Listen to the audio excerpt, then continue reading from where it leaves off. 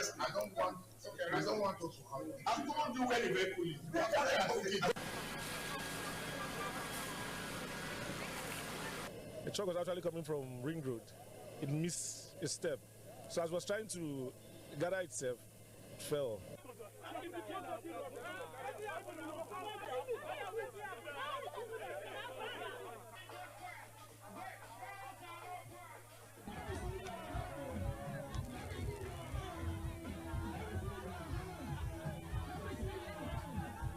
What we are witnessing these days, it is something we can no longer understand. They should stop telling us and promising us all those promises are fake, giving us this set of promises are fake. We don't want it anymore.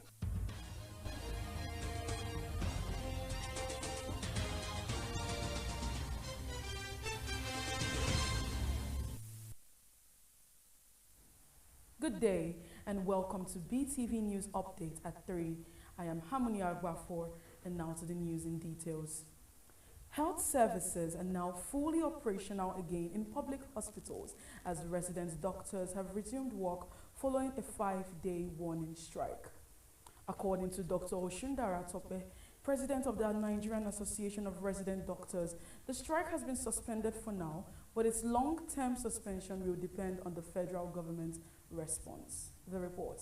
Once again, patients will heave a sigh of relief as resident doctors return to work. The 5-day warning strike by the Nigerian Association of Resident Doctors was cut short after just 2 days. But NAD President Dr. Osundara Tope says the relief could be temporal if the federal government does not move quickly to enact an order. Nigeria is fragile, and we do not want to tilt it into a precipice the more. So it is measure that led to the suspension of the recent strike. The government was able to provide funding for the residency training program for over 2,000 residents across the federation. But beyond the residency training fund, there are other issues that bother us with arrears of salaries, 5-month arrears of permits, 2023 salary, areas of accoutrement allowance of 7 months, issues of manpower shortage, and issues of downgrading of membership certificates for West African College of Surgeon and Physician. A growing tension in Orogo community, one local government area of Edo State, as leaders and youth of the community are accusing a neighboring Delta State communities over ownership of oil wells located within Edo territory. The people again are calling on the Edo State government to urgently intervene. The report.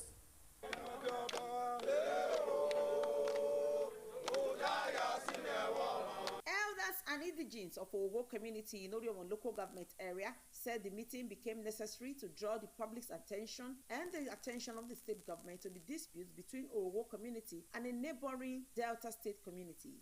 They said before now, Steplat Energy has already conducted a survey which confirmed that the oil wells are situated in Edo State, yet the benefits are still being paid to Delta State instead of Edo State. The Ojonwe of Owo community, while commenting on the development, said an oil pursuit company is allegedly fueling the situation, siding with the neighboring community to continue unnecessary disputes, stressing that there is no boundary issue between the two states. He insisted that documents presented by those states clearly prove that the oil wells are within Oriom local government area. So, we want to make it clear that we don't have boundary issue in our place.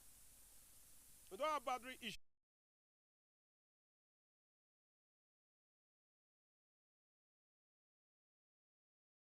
I hope for the whole world to know we have all our documents. Are they not trying to tell us now that document is not recognized anymore? If it is so, let them come out that document is not recognized at all again. While appealing to Edo State government for intervention, Comrade Charles Irari alleged that some community members who tried to engage in peaceful resolution with the said energy company were assaulted by armed men. He further claimed that some of the injured victims were taken for treatment but allegedly died in the process. 2014, we're not surprised that they have brought bulldozer and things, destroying things. So we move to them to say, we think that this matter will be solved with the coordinate that we have given to you guys.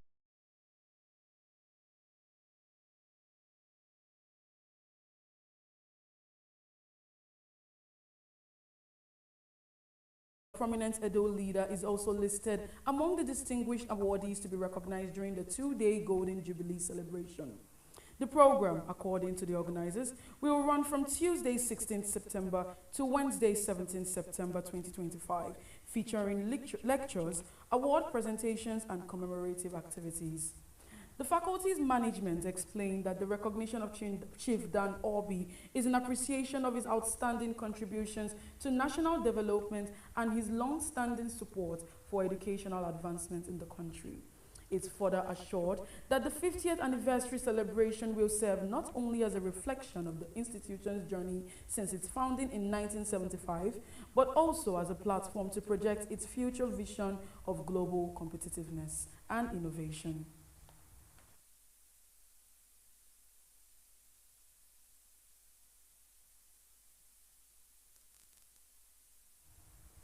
Civil society organizations are urging a comprehensive cleanup of Ogoni land and the broader Niger Delta region. Their demands were a central focus at an event held in Lagos to commemorate the 30th anniversary of the execution of writer, environmentalist, and human rights advocate Ken Saro-Wiwa. The report. Ken Saro-Wiwa's execution, alongside 8 others in 1995, became a symbol of resistance against environmental destruction and social injustice in the Niger Delta. In Lagos, civil society organizations, environmental advocates, and community leaders gathered to reflect on his legacy and to demand urgent action. Speakers noted that despite government promises, oil spills, gas flaring, and poor remediation continue to affect lives and livelihood across the region. Government should exonerate Ken Saro-Wiwa and the other 8 Ogoni leaders. Pardon is not enough because they did not commit any crime. And we're also demanding a cleanup of the entire Niger Delta. As has been mentioned here, cleaning up Ogoni would not be clean if the next community is still being polluted. If the rotten facilities all commonly left there. Demilitarization of the Niger Delta and an end to fresh oil operations in Ogoni land until proper cleanup and restoration are carried out. Our food schools, the land, the water, the air that we breathe are all polluted. So it's only right for the government of Nigeria to do the right thing by setting up a board to clean up the entire Niger Delta, and setting aside $1 trillion is not money that's it's not difficult for the Nigerian government to come across. Harmony Agbafor reporting for BeeTv News.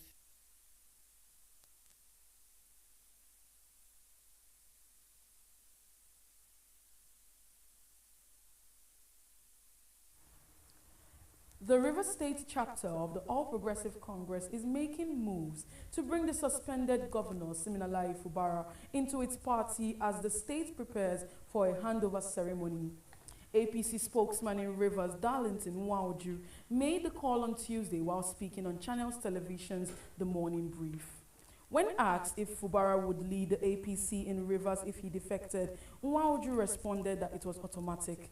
He said that by the convention of the APC, if he joins the All Progressive Congress, he becomes the leader of the party. Nwauju also spoke about the administration of retired Vice Admiral Ibok Ete-Kwebas, who has overseen the state for the past 6 months. Meanwhile, President Bola Tinubu and Fubara are expected back in the country on Tuesday ahead of Thursday's return to democratic rule in Rivers State. Tinubu cut short his vacation in France and will return to Abuja, while Fubara is due back from London. Their arrival comes as the state administrator intensifies preparations for Thursday's handover, which will mark the end of emergency rule in Rivers. Tinubu had traveled out of Nigeria on September 4 for his annual holiday in France and the UK, originally planned to last until September 10, but ended his trip earlier than scheduled.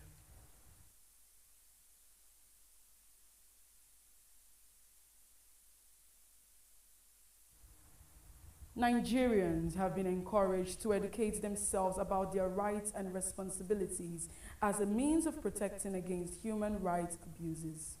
At a sensitization program held in Ibadan, Oyo State, stakeholders in the legal sector also called on law enforcement agencies to put an end to all forms of illegal actions against citizens. The report.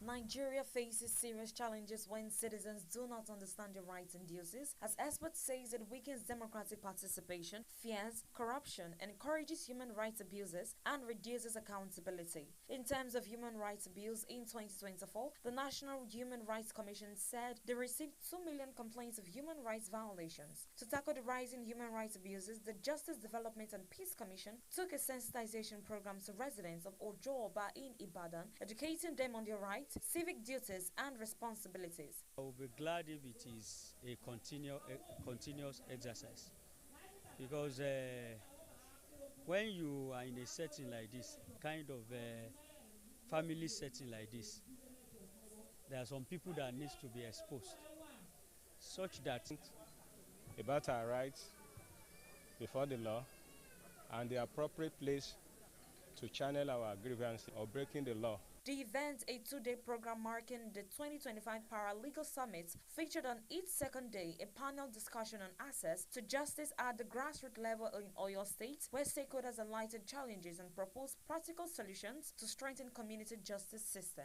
Evelyn Isabella reporting for BeeTv News.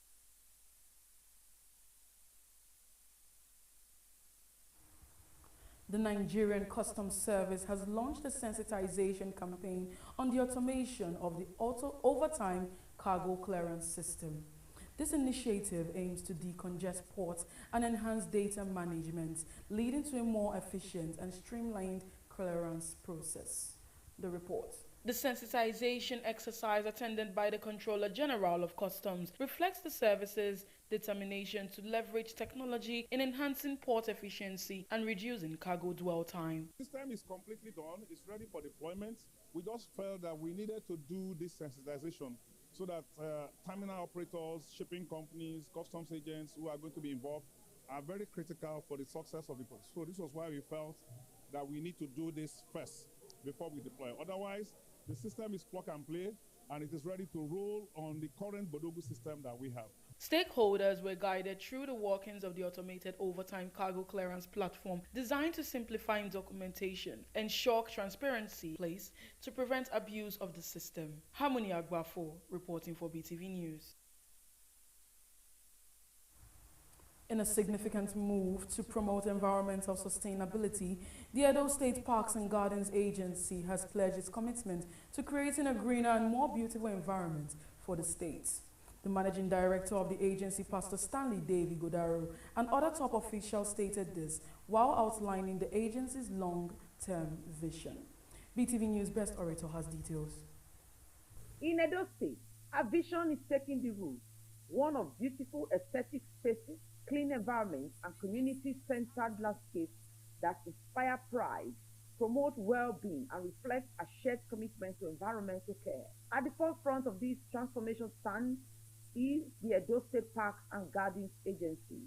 The managing director of the agency, Pastor Stanley Godaro, expressed the agency's commitment to creating a greener and more beautiful environment for the state through the development of parks, gardens, and the greening of streets and public spaces. He added that beyond beautifying the state, the creation of parks would improve health, reduce stress, encourage, collaborate with all stakeholders, both local and international, to achieve Governor Monday Okpebholo's vision of transforming Edo into a more beautiful and sustainable state. Yeah, but it's important that we also understand that this vision that, or this mandate is beginning to us by His Excellency, Senator Monday Okpebholo. It's not just going to happen overnight. We tend to work with all stakeholders, whether local and international organizations, and more also, we also tend to partner with our local community, from state to local government, from local government to the wards across the state, even as well as far as to the units with our Iniges, our elders, our Diowaries, and our youth, the Okai. And beautify environment. Our vision is not just to beautify Edo State temporarily, but to establish a lasting culture of care. This means preserving investments, promoting sustainability, and setting a standard, creating jobs and responsibility. In essence, maintenance is what makes beauty last. It is not just an afterthought of our vision. It is a core pillar of our mission to build a greener and more dignified Edo State. Now, what inspires our designs per se, in as much as we are trying to make Benin be like one of the Western countries we see out there, we also want to maintain the Edo-ness. So we are bringing beauty, culture, and function. Of the Federal Inland Revenue Service, Dr. Zach Adedeji, and the Managing Director of the Nigerian Deposit Insurance Corporation, Mr. Oluwadare Sunday, among its lead speakers. Kaliva Alawuba, and the Managing Director of Moneypoint Microfinance Bank Limited, Mr. Babatunde Olofin. Discussions will focus on how financial institutions can align their operations, products, and compliance frameworks with a digital-first economy.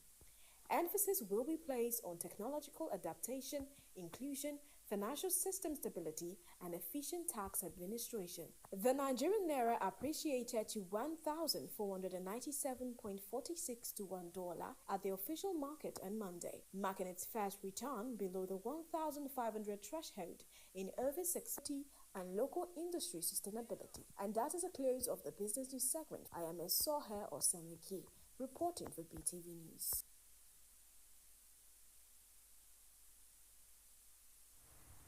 And now to the world of sports. The Champions League returns on Tuesday with Arsenal and Tottenham in action.